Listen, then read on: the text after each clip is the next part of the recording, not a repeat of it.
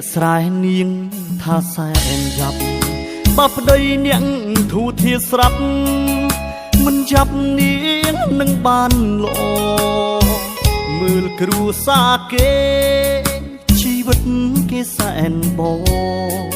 កំនាងបានប្តីអ្នកក្រមិនល្អសោះវាសនាខ្ញុំ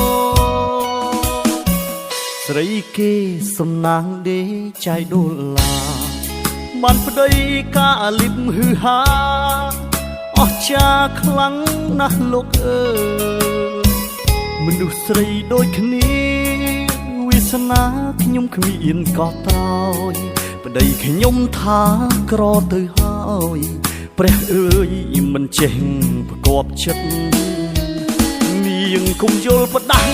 ប្តីល្អណាស់គុំប្រៀបធៀបគេប្តីក្រស្មោះសរឥតប្រែលុយកាក្រោយទេនាងគុំបែកឆ្វេងរឿងរ៉ាវគ្រួសារសូមស្រីងានាងគិតឲ្យវែងធៀបពិត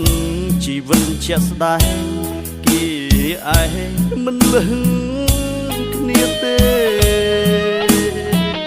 បងប្តីអ្នកក្រស្មោះសតូចតន់បេះដូងបងមិនលោភលន់គប់គុណចិត្តស្រីដតីរឿងប្រៀបធៀបគេសូមមាសមេគុំគិតវាអីសំខាន់យើងស្មោភក្តី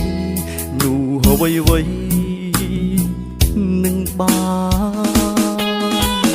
ប្រសើរ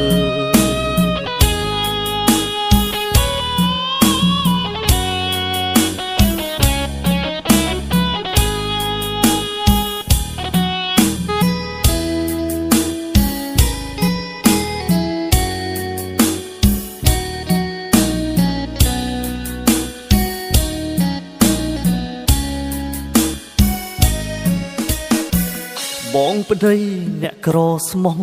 សតូចតន់បេះដូងបងមិនលោភលន់គប់គុណចិត្តស្រីដតីរឿងប្រៀបធៀបគេសូមមាសមេ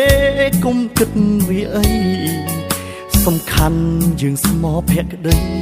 នោះអ្វីនឹងបាន